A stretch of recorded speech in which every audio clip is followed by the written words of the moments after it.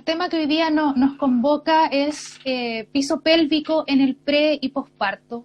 Esto entendiendo que el embarazo, además de ser un proceso mágico y único para todas las mujeres, no solamente es que nos crezca la guatita, sino que también hay ciertas áreas del cuerpo que se ven de alguna u otra forma afectadas, y una de ellas precisamente el piso pélvico, primero por el peso que genera el embarazo, el crecimiento del bebé, pero también al momento del parto, si es vaginal, ¿cierto?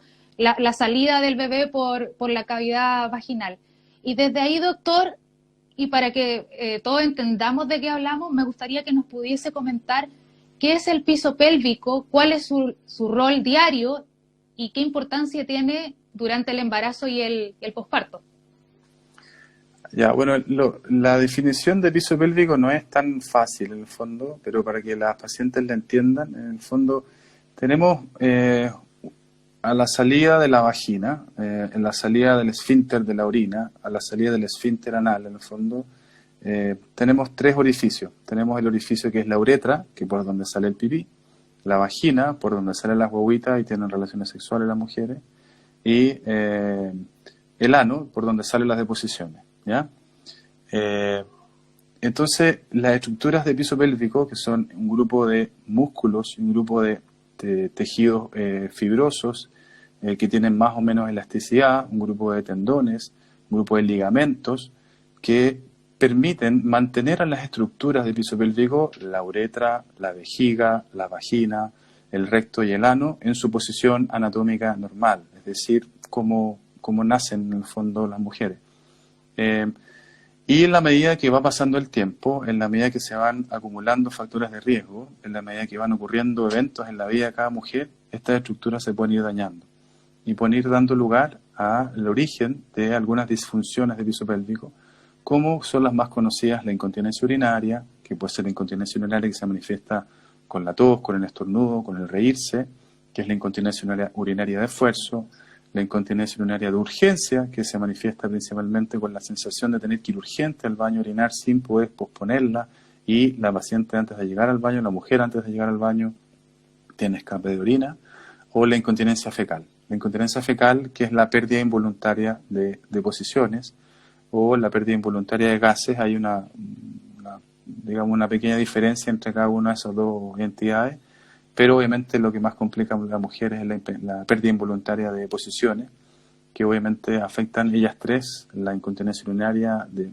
esfuerzo, de urgencia y fecal, en forma muy relevante la calidad de vida de las mujeres en el posparto, porque son mujeres jóvenes que no están acostumbradas a que estas cosas ocurran. Es distinto que esto le pase a alguien de 90 años, a lo mejor es parte de la vida a los 90 años que se escape el pipí o se escapen las deposiciones, los gases, pero a los 30 o a los 40 años no es lo habitual. Por lo tanto, afecta en forma muy importante la calidad de vida de las mujeres que padecen este tipo de patología. En definitiva, el piso pélvico en el fondo son todas las estructuras musculares, tendinosas, ligamentosas, que generan en el fondo el cierre de los orificios naturales que ahí están. Y en el fondo es el cierre del esfínter urinario, es tener la vagina más coaptada y tener el esfínter digamos, defecatorio también cerrado cuando tiene que estar cerrado. Y que se abran solamente o que dan paso a deposiciones o a orina en el momento en que la mujer desea que voluntariamente eso ocurra. Doctor, y en el caso del embarazo, ¿de qué manera afectan a esta estructura, y si hay también formas de prevenir o quizás disminuir las posibles alteraciones de piso pélvico, entendiendo que sobre todo en el último trimestre, debido al peso, generalmente las ganas de orinar son mayor, probablemente los riesgos de desarrollar una incontinencia urinaria también aumentan? ¿Hay algún tipo de ejercicio o de preparación previa para evitar esta alteración del piso pélvico? Sí, el embarazo en sí, las condiciones del embarazo, las condiciones fisiológicas y los cambios fisiológicos del embarazo pueden tener un impacto en todas estas estructuras de piso pélvico, que obviamente tiene una funcionalidad distinta dependiendo cuál es la que se dañe, va a ser cuál es la consecuencia de esto. Cuando tenemos una mujer embarazada, hay obviamente una cantidad importante de hormonas que se producen durante el embarazo, y una de ellas es la progesterona, y otra de ellas una que se llama relaxina. y una cantidad de otras hormonas que da lo mismo los nombres, que van a hacer que todos los ligamentos, principalmente de la pelvis, que es el objetivo final, tengan una mayor laxitud, una mayor elasticidad, y que permitan los movimientos adecuados de la pelvis para que pase el feto por el canal del parto y finalmente se produzca el nacimiento. Entonces, mucha de esa laxitud, un poquito más aumentada, si se combina, por ejemplo, con un aumento de peso muy importante durante el embarazo, mujeres que suben 20, 30 o 40 kilos durante el embarazo, o mujeres que tienen fetos muy grandes, que pesan 4,5 kilos, 5 kilos a veces, van a generar digamos, esa conjunción de factores, o sea, esa sumatoria de factores, pueden generar sin duda alguna el aumento del riesgo que se produzca alguna disfunción de piso pélvico en el posparto o durante el embarazo. Y esa disfunción de piso pélvico durante el embarazo, la más frecuente, sin duda alguna, es la incontinencia urinaria, ¿ya? Los cambios fisiológicos del embarazo también generan, sobre todo en el último trimestre, por el crecimiento del útero y por los cambios hormonales, que aumenta la frecuencia de veces que la mujer va al baño a orinar. Y si una mujer, por ejemplo, tiene alguna predisposición personal, o porque ya tenía desde antes, por ejemplo, urgencia por tener que ir al baño a orinar, siendo alguna, con estos factores que se añaden, va a aumentar el riesgo de que su enfermedad se descompense y que necesite un manejo especial desde el punto de vista de un especialista de piso pélvico. Muchas veces en el embarazo no se pueden hacer muchas cosas, pero sí se pueden reeducar hábitos, disminuir el consumo, por ejemplo, de algunos irritantes vesicales, como por ejemplo el café, el té, el mate, las bebidas cola, que sin duda alguna generan irritación de la mucosa de la vejiga, pueden hacer que se contraiga solita la vejiga sin que la mujer dé la orden, por ejemplo en el caso del café, y son diuréticos. Entonces, si le sumamos el riesgo, el cambio fisiológico del embarazo, la condición previa de la paciente, el tomarse 3-4 cafés al día, que no pasa nada para la bobita, pero obviamente descompensa un sistema que estaba ahí al borde de estar compensado. Obviamente pueden haber síntomas secundarios a eso y a lo mejor disminuyendo el consumo de algunos irritantes vesicales puede disminuir también algún tipo de síntoma que pueda tener la mujer. Ahora, alguna medida de prevención para que la mujer en el posparto no tenga alguna disfunción del piso pélvico, no hay una medida única, ¿ya? Quizás porque en el fondo estas enfermedades son multifactoriales, son enfermedades que son generadas por muchos factores de riesgo.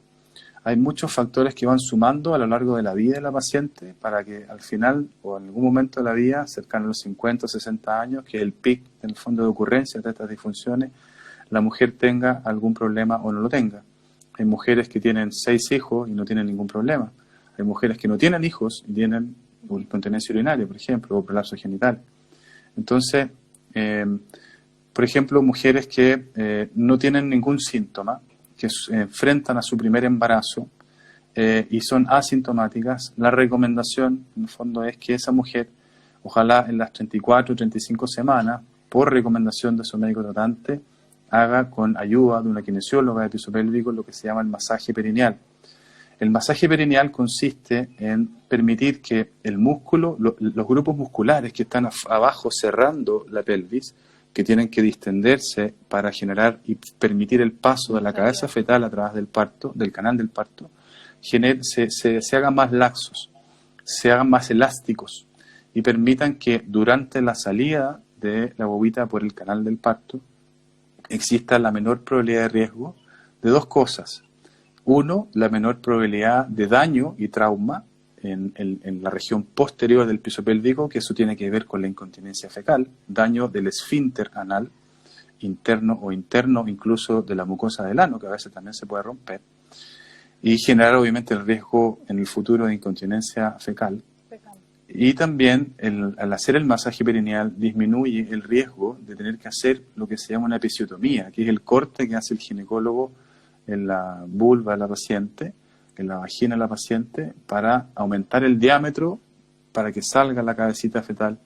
Ese riesgo disminuye con el haber hecho preparto masaje perineal orientado idealmente por una kinesióloga, y así al disminuir el riesgo de trauma de la pared, digamos, de la parte posterior relacionado con el esfínter anal, al disminuir el riesgo de tener una episiotomía o tener que el médico tenga que hacer una episiotomía porque los músculos están más elásticos, se permitió una mejor elasticidad y la cabecita salió más fácil y salió todo más fácil. Y la recuperación también. Claro. Es más Y rápido. disminuye el riesgo de disfunciones sexuales postparto también. Doctor, Siempre que uno hace una incisión, siempre que uno sutura, siempre que uno tiene que hacer alguna reparación quirúrgica, existe el riesgo de dolor en la actividad sexual posterior a eso. doctor, y pensando en el preparto, las mujeres que están embarazadas, que son, como decía usted, asintomáticas, ¿sería recomendable a modo de prevención y de prevención de la incontinencia urinaria, como bien mencionaba, de una posible episiotomía y de también mejorar la vida sexual cuando la retome posparto, que a las 33, 34, si su médico no le ha dado la indicación, que ella le diga, doctor, me gustaría hacerme kinesiología de piso pélvico o una orientación kinesiológica de piso pélvico preparatoria para? Sí, de todas maneras, sea la mujer sintomática o asintomática, ya lo podemos dividir un poquito en dos grupos. Si la mujer es asintomática, el masaje perineal es lo más importante que ellos pueden hacer en el preparto. En el postparto, ¿nos metemos ahí o hablamos del preparto todavía? Hablemos del posparto, porque de hecho, ¿Ya? doctor, hay una persona que nos preguntó algo. Dice, ¿Ya? Fugarte, dice, hola, ¿qué tan grave es para el piso pélvico un desgarro grado 2 en el parto? Ya, es muy poco grave para las estructuras de piso pélvico el tener un desgarro grado 2. Los desgarros del piso pélvico, o sea, o de la vagina, digamos, en el momento del parto se dividen en 4 estadios, en 4 grados. El grado 1 y el grado 2, en el fondo, en el grado 1 hay que se lesiona solamente la mucosa vaginal. En el grado 2 hay lesión de mucosa y de músculo, pero sin comprometer el esfínter anal externo o interno. Y el grado 3, en el fondo, cuando hay un daño de las estructuras musculares relacionadas con el esfínter anal. Y ahí puede dañarse el esfínter anal externo, el esfínter anal interno, y el desgarro 4 es cuando hay asociado a lo anterior un desgarro de la mucosa anal. Cuando ocurre desgarro grado 1 o 2, en general no hay una alteración importante que aumente el riesgo de que la mujer tenga una disfunción de piso pélvico. Pero eso va a depender de otros factores también. Porque si tuvo un desgarro grado 2, pero la guagua pesó 4,5 kilos y la mujer subió 40 kilos en el embarazo y persiste con obesidad posparto y tiene un tejido, digamos, conectivo, un colágeno, una elastina, que constituyen sus tejidos, que eso es algo genético, de mala calidad, a lo mejor esa mujer no importa si tuvo un desgarro grado 2, eso es lo menos importante. Lo más importante son los otros factores de riesgo que van a hacer que esa mujer en el futuro pueda o no pueda tener una enfermedad, una disfunción de piso pélvico, ya sea de la vía urinaria, de la vía del prolapso o vaginal o de la vía intestinal o defecatoria. Entonces, aquí el mensaje es que para contestar la pregunta de la persona que está preguntando, desgarro grado 1 o 2 no suma ni resta, en verdad, no importa, pero existen otros factores de riesgo que sí pueden importar mucho como factor de riesgo que se acumula en el tiempo para que cuando ella tenga 50 o 60 años pueda tener algún síntoma relacionado con lo que son las estructuras de piso pélvico. Doctor, ahora Lídice RB nos dice, ¿tener pubalgia afecta en el piso pélvico durante el parto? No, la pubalgia es un síntoma que es muy incómodo para algunas mujeres en el embarazo, al igual que el lumbago, ¿ya? Y eso se maneja con kinesiología de piso pélvico. Y ahí las kinesiólogas que hacen kinesiología de piso pélvico habitualmente también hacen kinesiología de preparto para embarazada en relación con lo que es el masaje perineal y en relación con el alivio del síntoma dolor en el pubis o en la zona lumbar, pero no interfiere en lo que es el riesgo de tener alguna disfunción de piso pélvico postparto. Perfecto. Ahí Doctor, están dime. sí, estaban preguntando ahora también, seguimos con el posparto. Estaba preguntando Pauli Ross, no sé si es la misma pregunta que usted alcanzó a leer, pero dice, ¿cuánto tiempo es respetable que haya dolor durante las relaciones sexuales post-episiotomía? ¿Y cuándo acudir a un profesional para rehabilitación? Mira, eso también, bueno, aquí como todo en medicina, pero en piso pélvico yo creo que es al chancho esto que todo es multifactorial, ¿ya? Depende de muchas cosas. Habitualmente depende si se hizo, bueno, si fue un parto con episiotomía, habitualmente el médico debe corroborar que la episiotomía está sana y está bien cicatrizada antes de darle el alta a la paciente para poder tener la actividad sexual. Influye mucho también en el posparto que la mayoría de las mujeres está amamantando.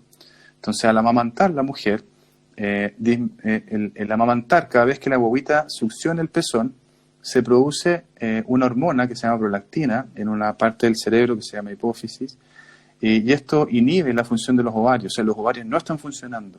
Entonces, no están produciendo las hormonas que normalmente se producen, que son principalmente estrógeno, progesterona y testosterona. Entonces, la mujer está muy baja en sus niveles de estrógeno, progesterona y testosterona, y eso sin duda alguna que genera disminución de la libido, disminución de la lubricación vaginal, disminución de la elasticidad vaginal, y por supuesto que cualquier mujer que tiene actividad sexual con la vagina más seca, sin ganas y con la vagina menos elástica, por supuesto que va a tener dolor. Y en ese caso es muy importante consultar al especialista, consultar a su médico tratante o algún especialista en piso pélvico para que pueda orientarla en cuáles son las maniobras que ella puede o cómo puede ayudarse a disminuir este tipo de síntomas que se producen muy frecuentemente en el posparto. Diferente es cuando hay una cicatriz que cicatrizó en forma viciosa, en forma exagerada, o cuando se generó una reacción intensa del tejido de la mujer al tipo de sutura que se ocupó, o cuando se ocupó una técnica de sutura que fue muy oclusiva. Ahí es distinto, y es cada caso en particular, y cada solución es una solución en particular para cada mujer. No existe una receta de cocina para cada una de estas preguntas. Es como un traje a la medida que uno le hace a cada mujer que tiene un motivo de consulta diferente. Doctor, y ahora lo pongo en el caso del posparto, porque en el posparto, independiente que a lo mejor la mujer se haya preparado durante su preparto para un posible parto vaginal y finalmente termina en cesárea, y las que efectivamente lograron tener un parto vaginal, ¿de qué manera ambas, ya después de haber tenido su guagua, pueden educar o reeducar, no sé si sea ese el concepto, pero el piso pélvico en pos de prevenir o disminuir una posible incontinencia y lo que hablábamos recién de mejorar la vida sexual? ¿Podemos dividirla entre aquellas que tuvieron cesárea y parto vaginal? A ver, las mujeres que tuvieron cesárea es distinto si fue la cesárea al final del trabajo de parto y tuvo un trabajo de parto de 10, 12 horas con una bobita de 3 kilos 800, 4 kilos y al final se decidió la cesárea porque no avanzó. Y es distinto si fue una cesárea programada antes del inicio del trabajo de parto. Y uno puede dividirlas en fondo en 4 grupos. Aquellas que no tuvieron cesárea programada, sin trabajo de parto, aquellas que tuvieron una cesárea habiendo tenido trabajo de parto, aquellas que tuvieron un parto vaginal normal, sin ninguna ayuda de nada, y aquellas que tuvieron un parto vaginal instrumental, con ayuda de un forceps, que es una herramienta que muchas veces el obstetra tiene que ocupar, porque a veces hay que ocuparla. Es así, digamos. Entonces, en esos 4 grupos, de esa cesárea, cesárea sin trabajo de parto, cesárea con trabajo de parto, parto normal o parto operatorio, claro, ahí en el fondo podemos dividir los riesgos. Y en general, la que menos tiene riesgo y la única que está protegida de las disfunciones de piso pélvico por el factor obstétrico es la mujer que tuvo un parto cesárea electiva. ¿Ya? Programada. Sí, ahí yo puedo entrar en conflicto con los obstetras y con los especialistas en medicina materno-fetal porque obviamente en Chile hay una tasa de cesárea enorme que se acerca al 60% y cuando la tasa, digamos, recomendada por las organizaciones, digamos, que se preocupan de la salud de la mujer, dicen que no debiera ser más allá de un 20%, de un 30%. Entonces, no es que yo esté diciendo que hay que tener puras cesáreas para prevenir las disfunciones de piso pélvico, sino que lo que digo es que cada mujer tiene sus riesgos. Los partos, digamos, tienen que ocurrir y tienen que salir por la vía que tienen que ocurrir.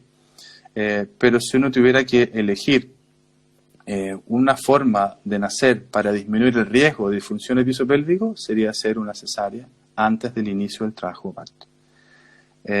Ahora, si una mujer, lo pido ahí por ahí una pregunta al pasar, que decía qué pasa si una mujer tiene incontinencia urinaria y tiene 2 cicatrices de cesárea previas, que fue una de las preguntas que hizo una de las, no sé si auditoria. Sí.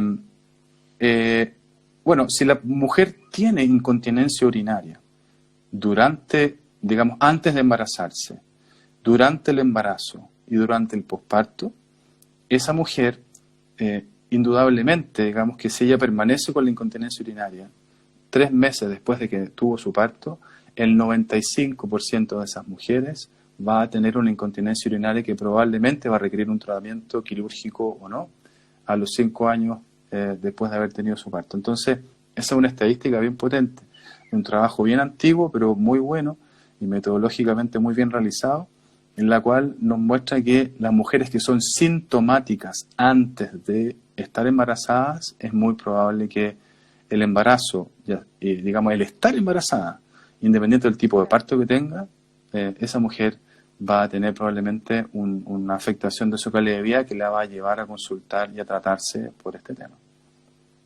Entonces es muy poco lo que ahí la kinesiología puede hacer.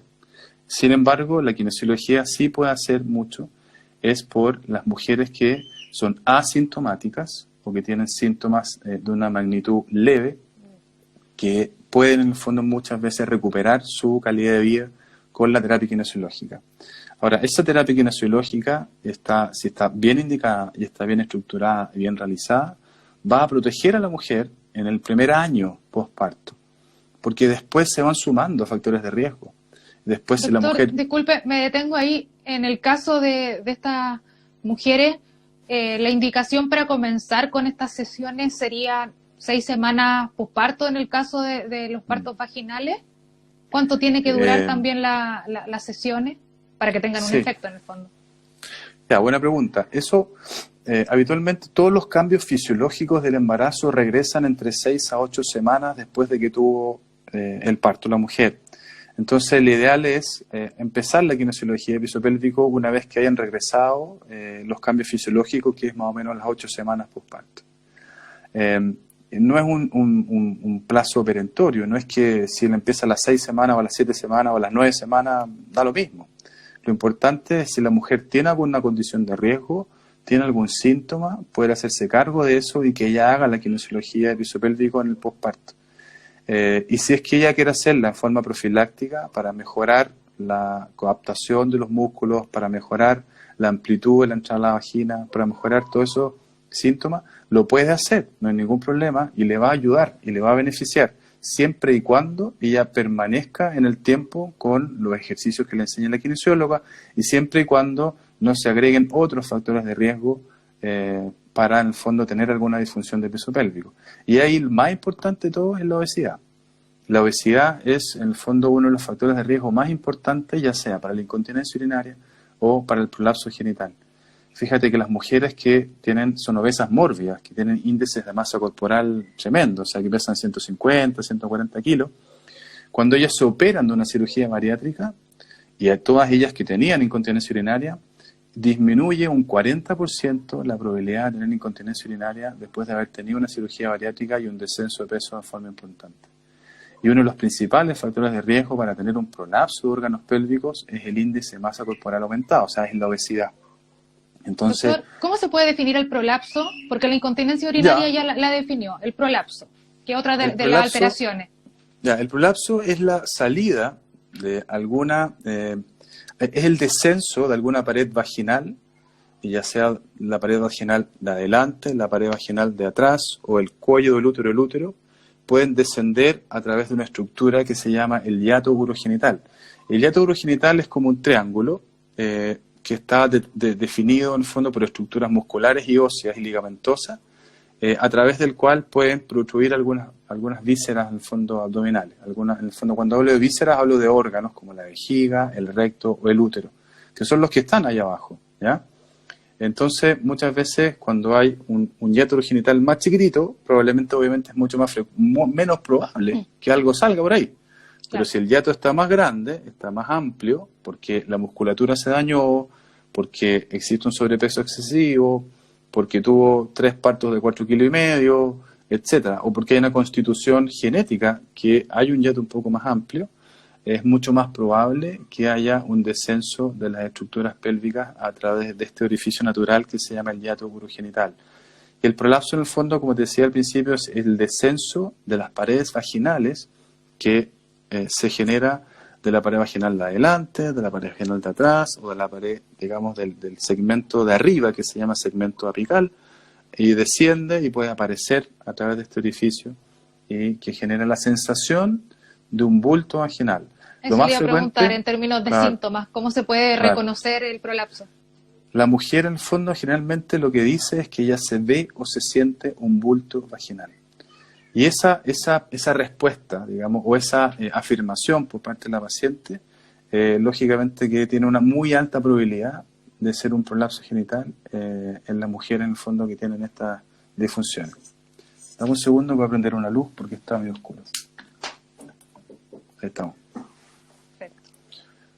Doctor, y ahora, porque tanto en el preparto como en el posparto usted hablaba de orientación o guía kinesiológica.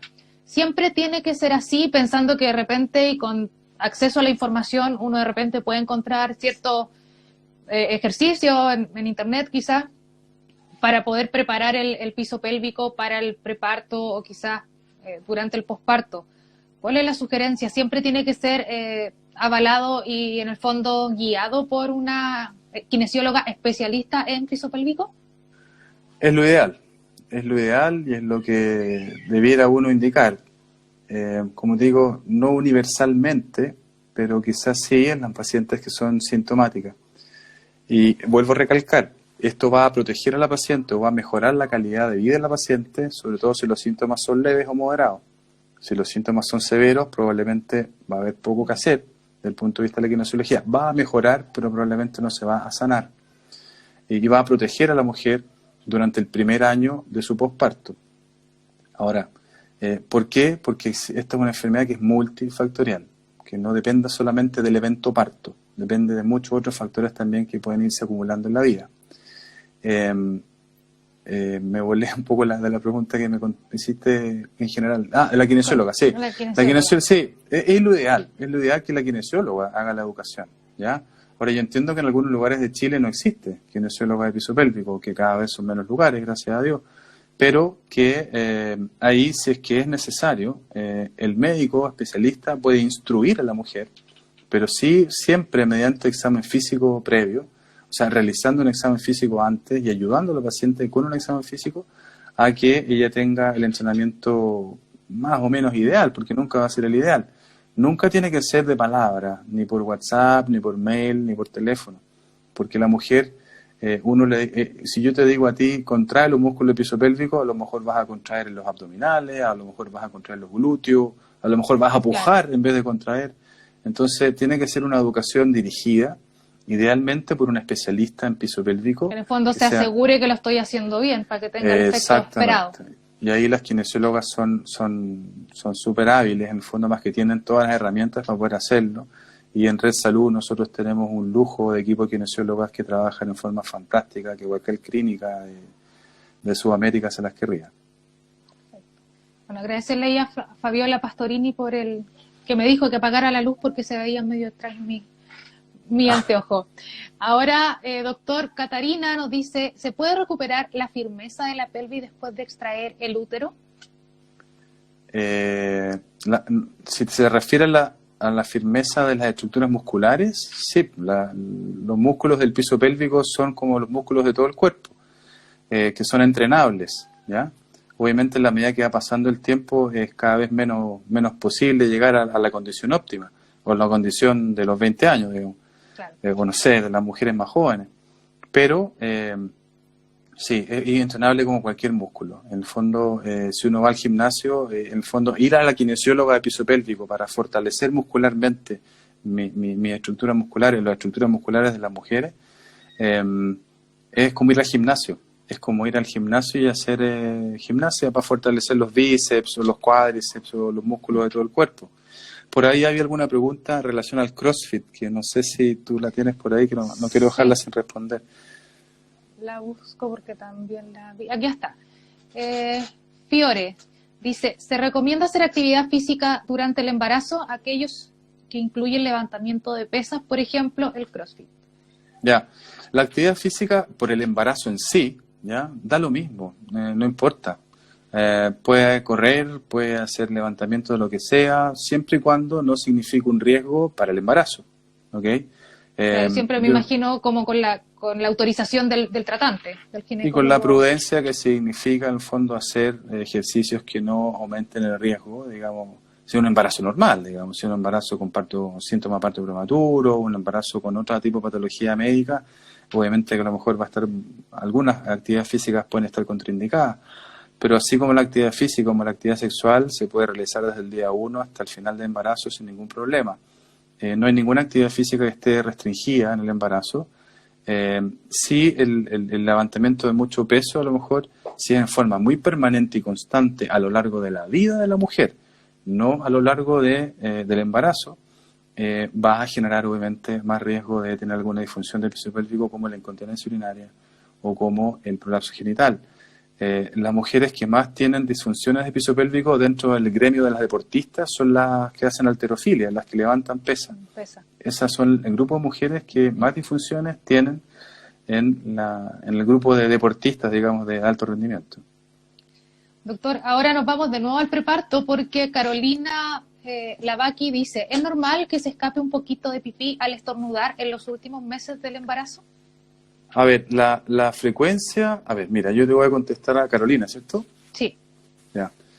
El 60% de las mujeres a nivel mundial han tenido o van a tener un episodio de incontinencia urinaria relacionado con el esfuerzo. O sea, la gran mayoría de las mujeres han tenido o van a tener un episodio de incontinencia urinaria a lo largo de su vida relacionado con la tos, con el estornudo. ¿Qué es lo que ocurre en el embarazo? Eso para decirle que es muy frecuente. Y no siempre significa que es una enfermedad, ¿ya? Es un síntoma. Se transforma en una enfermedad cuando afecta la calidad de vida de quien lo padece, así como la incontinencia fecal y así como el prolapso genital. No es un síntoma, no es una enfermedad. Y, por ejemplo, en el embarazo ocurre que, como yo les decía al inicio, hay muchos cambios hormonales que favorecen que se aumente la frecuencia de veces que la mujer va al baño a orinar, porque se junta pipí más rápido en la vejiga. Entonces, como se junta pipí más rápido en la vejiga, puede que si la mujer se demoró un poquito en ir al baño, se aguantó porque estaba haciendo otra cosa, estaba terminando de ver el Instagram, estaba generalmente cocinando, no sé, otra cosa, o qué sé yo, haciendo cualquier cosa, y la vejiga se llenó más allá de lo habitual, y tuvo un estornudo camino al baño, puede ser que se escape el pipí, digamos, porque obviamente es un sistema que al final del embarazo está mucho más estresado, desde el punto de vista del peso que genera el útero, la placenta, el líquido amniótico, el peso del feto, desde el punto de vista de la mayor laxitud que existe en las estructuras de piso pélvico al final del embarazo, preparándose para el parto, y el factor de riesgo que aumenta la frecuencia, digamos, de veces que va al baño porque se llena más rápido la vejiga, es súper esperable que ocurra, ¿ya? Y no significa que esté enferma de algo. Claro, doctor, y ahí me detengo, porque si este episodio es aislado o de repente podemos entender que es parte normal del embarazo, ¿cuándo de repente la embarazada debería decir, esto puede que sea ya algo patológico? Puede que no sea un simple episodio y efectivamente sea una incontinencia. Cuando ¿En le la afecta en su frecuencia? calidad de vida. No, o sea, a ver, la severidad de la incontinencia urinaria, uno digamos, la evalúa con dos parámetros. Uno con la frecuencia con la cual ocurre y otro con la severidad del síntoma. Entonces no es lo mismo tener una frecuencia una vez al mes o menos que una vez al mes escape de gotas que tener en forma diaria el escape de un chorro intenso de pipí. Entonces ahí te puse los dos extremos, digamos, ¿ya? Claro. Lo leve y lo muy severo, ¿ya? Y se cataloga en leve, moderado, severo o muy severo según un score internacional que está predeterminado. Y eso va en la medida que va aumentando la severidad, va aumentando la afectación de la calidad de vida de esa paciente.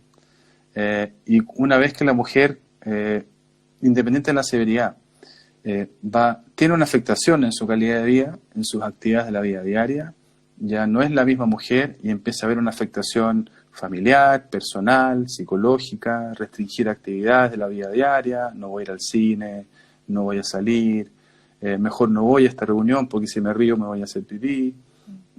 Cuando esas cosas están ocurriendo, hay que parar las antenas, obviamente, y hay que buscar una solución, ¿ya? Porque, como te digo, aquí el concepto es calidad de vida. Y lo que uno hace al tratar este tipo de enfermedades es Mejorar la mejorar calidad de vida. Y es uno de los fundamentos por los cuales yo me dediqué a esto también. Porque en el fondo aquí uno mejora mucha calidad de vida.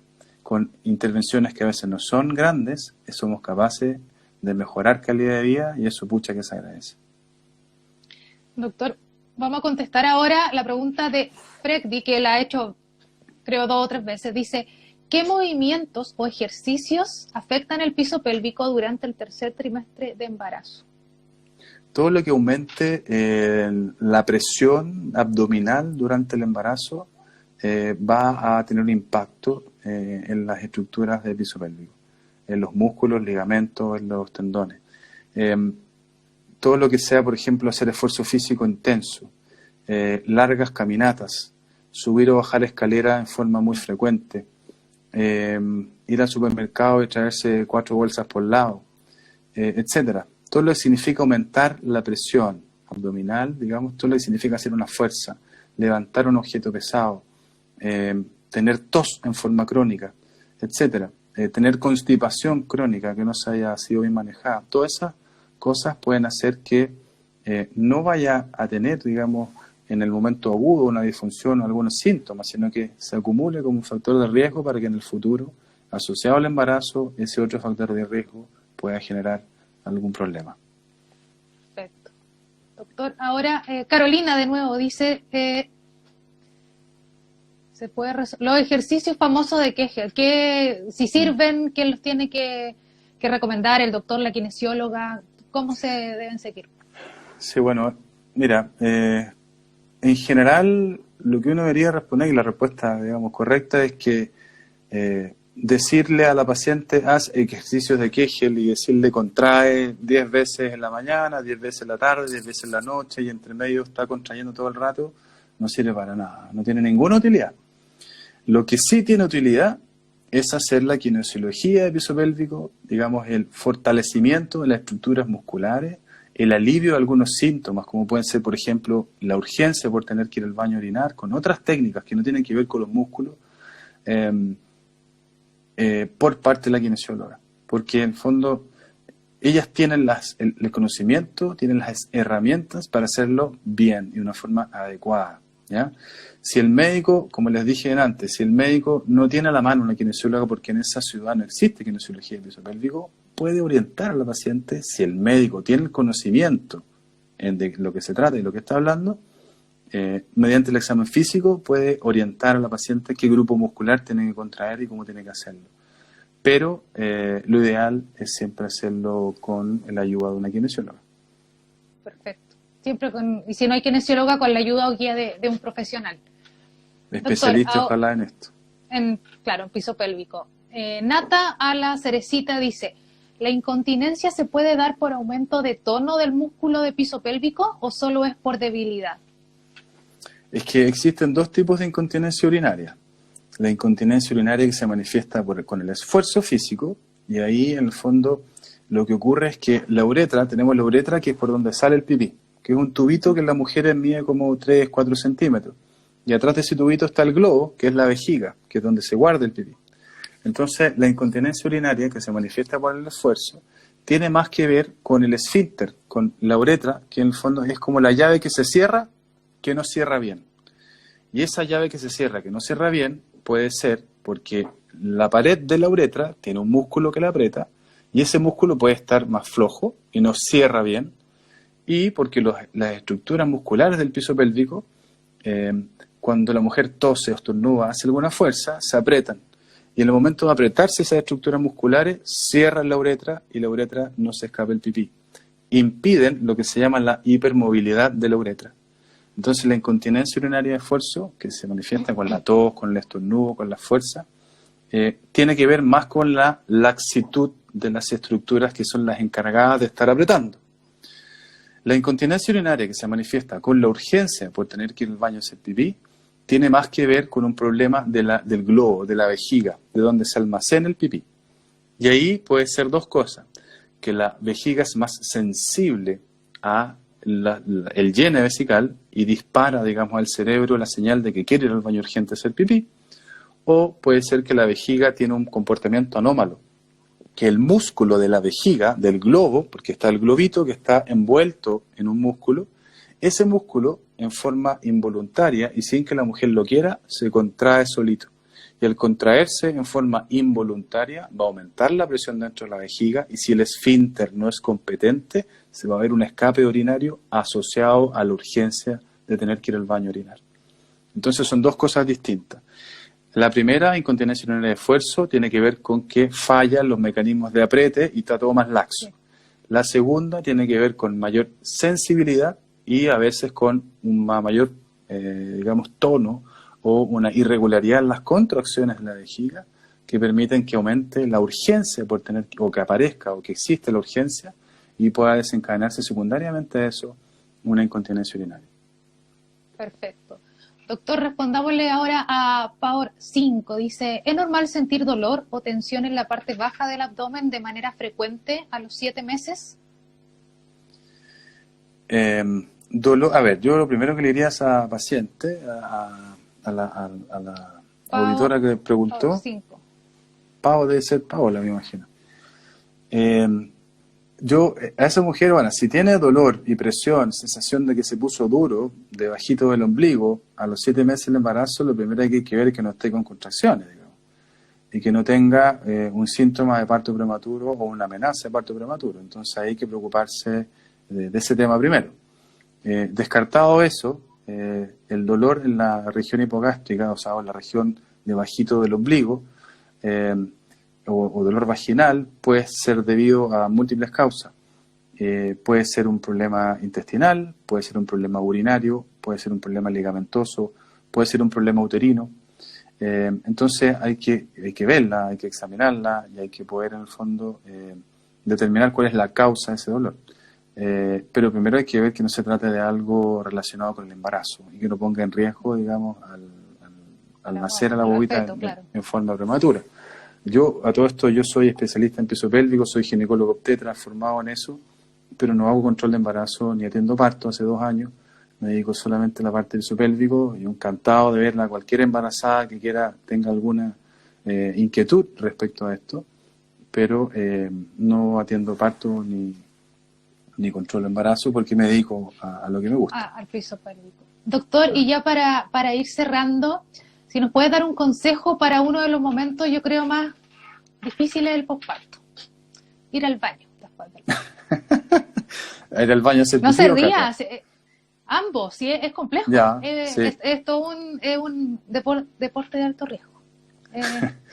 Mira, sí. Si me permites, te puedo explicar un poquito por qué puede producirse eso, cuáles pueden ser las causas de eso, ¿ya? En Red Salud Providencia Fiore. Ahí trabajo, sí. A ver, las causas de la constipación o la dificultad para ir al baño a orinar en el posparto también pueden ser, igual como lo he repetido muchas veces a lo largo de esta conversación, multifactoriales. Puede ser porque existe un aumento, por ejemplo, preocupándonos de las deposiciones, de la caca, puede haber un aumento en la consistencia de las deposiciones que obviamente genere dolor y molestia cuando éstas salen por el canal anal. Y eso le puede pasar a una mujer embarazada o no embarazada. Lo que pasa es que durante el embarazo, como dije anteriormente, se producen unas ciertas hormonas que disminuyen y enlentecen, sí, Valentín Manrique Fiore, que enlentecen el paso de las deposiciones a través de todo el tracto digestivo. Y eso hace que se absorba mucha agua y que la deposición sea muy dura. Y eso se puede manejar farmacológicamente, se puede manejar con la dieta, aumentando el consumo de verduras verdes, de frutos rojos, tomar por lo menos 2 litros de agua al día. Y si es que con eso no funciona, hay medicamentos que son seguros en el embarazo que pueden hacer que esto sea mucho más llevadero por parte de la mujer. Depende también de si existió algún desgarro de la vagina, algún daño, digamos, de las estructuras del esfínter anal externo o interno o la mucosa anal. Si el médico va a preferir que la deposición se difiera o si el médico va a preferir o indicar que la deposición sea más blanda y lo antes posible, ¿ya?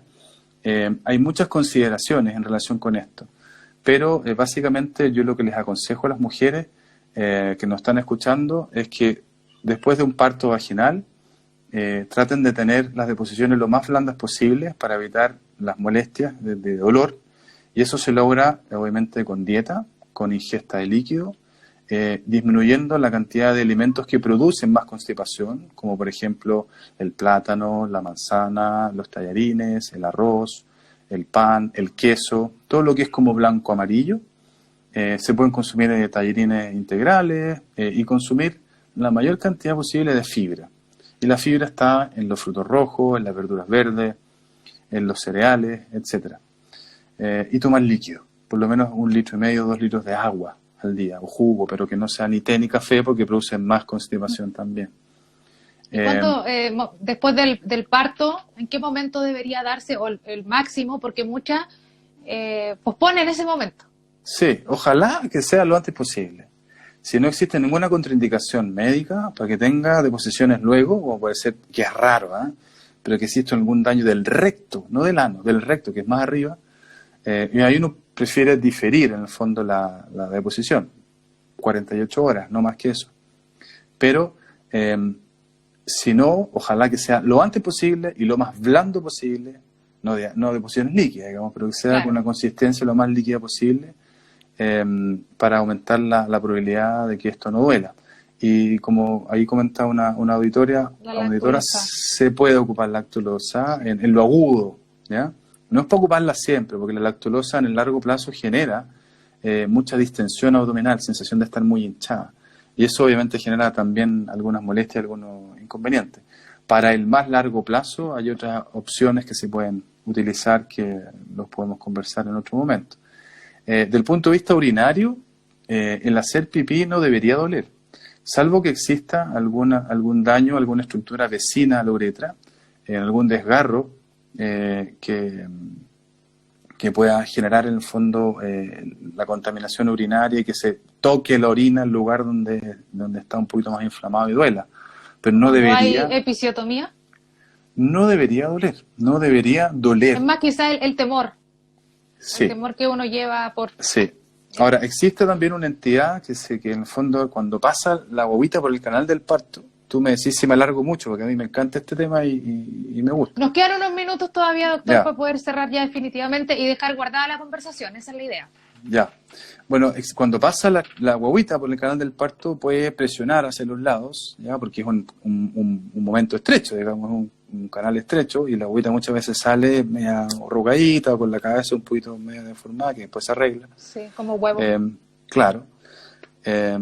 Muchas veces existe en la compresión hacia las paredes laterales de la pelvis de una estructura que se llama el nervio pudendo, que es el que le da la sensibilidad a la vejiga, al canal, al recto y a la vagina. Y a veces cuando se comprime en forma muy intensa se produce lo que se llama una neuropatía pudenda. Y eso puede generar incontinencia urinaria, urgencia por ir al baño a hacer pipí, dificultad para ir al baño a hacer pipí. Hay mujeres que quieren orinar y no pueden orinar. Y hay que sondearlas para que se salga el pipí, que un porcentaje es muy pequeño las veces, pero puede ocurrir. Incontinencia fecal, constipación, dolor en las deposiciones, dolor en la actividad sexual. Y ahí sí que sí tienen que ver un especialista, porque obviamente eso tiene un manejo muy específico. Muchas veces esto se alivia solo, a los 2 o 3 meses posparto, el nervio queda medio dormido, pero después se recupera. Pero en algunas mujeres ocurren daños que son más permanentes y hay que manejarlos en forma individual. Perfecto. Para ir cerrando, doctor, y a modo de resumen, dígame usted si me equivoco. En el caso del preparto, lo ideal es que a las 33, 34 semanas, ya sea que el ginecólogo lo indique o que la paciente lo solicite, poder tener sesiones o guías con una kinesióloga que permitan preparar el piso pélvico de manera de pensar en un parto vaginal, idealmente, ¿cierto?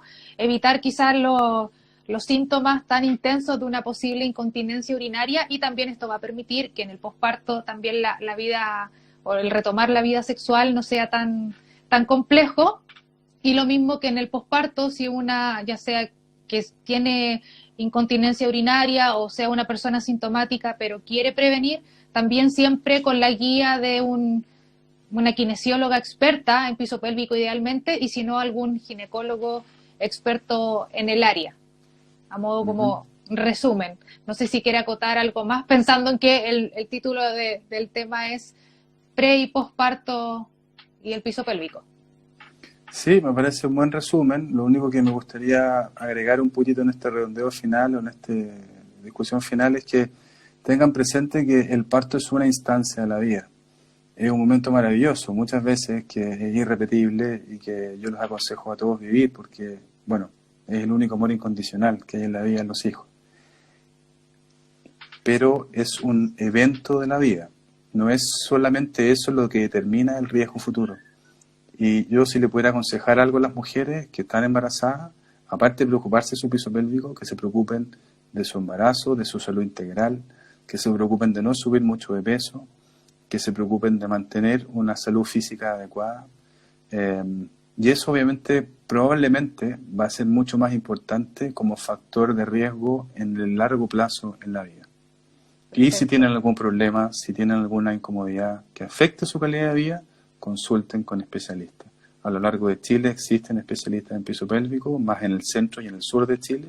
En el norte estamos medio falentes, pero ya van a llegar. Y en Santiago hay mucho. En todas las clínicas grandes, en todas las clínicas importantes hay especialistas dedicados a esto. Salvo excepciones, digamos, algunas clínicas, pero en general las hay. Y ahora sí, para ir cerrando, doctor, bueno, decirle a Fiore que el doctor es ginecólogo, especialista en piso pélvico, y responderle, doctor, a Francisco Campos. Dice, si mi señora tuvo prolapso anterior, ¿puede tener nuevamente un parto normal? Bueno, ahí la pregunta sería para Francisco si su señora la operaron del prolapso o no la operaron del prolapso. Y esa es una respuesta difícil porque no es una controversia actual en piso pélvico, en uroginecología. Respecto a la incontinencia urinaria está más claro. Si la paciente se operó de incontinencia urinaria antes con una cinta suburetral, ¿se puede tener un parto vaginal? La respuesta es sí. La respuesta es si una mujer tuvo un prolapso, se operó de prolapso, ¿qué es recomendable? Dice que no está operada. No está operada. Si ella tiene un prolapso anterior, se manejó con kinesiología o después del parto del embarazo se redujo el prolapso y ahora no tiene síntomas de prolapso, puede tener un parto vaginal sin ningún problema. Perfecto. Ahora, lo que sí es importante es estar atento a que si la guagua pesa más de 4 kilos o la cabecita mide más de 35 centímetros, digamos, cuadrados, cúbicos, o si la mujer tiene otros síntomas relacionados con el piso pélvico, probablemente a lo mejor hay que tomar una decisión con el médico resguardando la salud vaginal y la salud urinaria y defecatoria de esa mujer. Si es una bobita chiquitita que va a nacer por un parto vaginal normal, no con un forceps ni con ninguna otra ayuda, a lo mejor no es necesario tener ninguna consideración en ese sentido. Pero es muy caso a caso, no hay, como te digo, también, eso también quiero recalcarlo. Única. Sí, es muy caso a caso, no es algo que uno diga, mira, esto es así para todas, no. Hay algunos consensos, digamos, hay algunos consensos, pero en general es muy caso a caso. Pero le respondería a Francisco que si ella tuvo un prolapso anterior que se manejó con ejercicio de piso pélvico, hace entre las 34 y 36 semanas, empieza a hacer masaje perineal guiado por kinesiólogo de piso pélvico, y tiene un parto vaginal que no es traumático, probablemente no hay ningún problema. Perfecto.